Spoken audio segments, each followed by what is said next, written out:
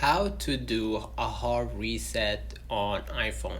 So there's actually two ways that you can pull this off. One of them is the standard way by just holding your right thumb and the volume up, alright, and just hold them for a few moments right here.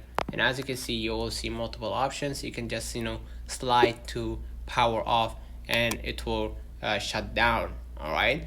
But there's a second way that you actually do that without needing to hold your thumbs by just let me open my iPhone, and here you will just go ahead to your settings. All right, and here in the settings you're gonna just go ahead to general.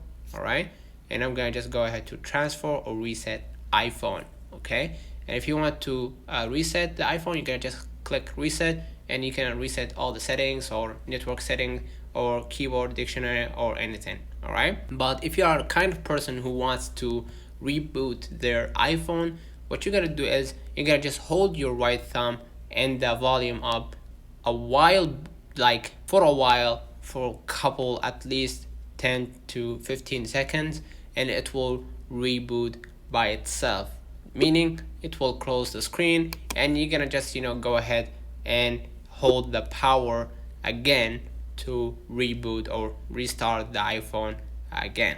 Okay, and it will open up and you will see the Apple icon or Apple company icon on your screen. That means that you restarted your iPhone.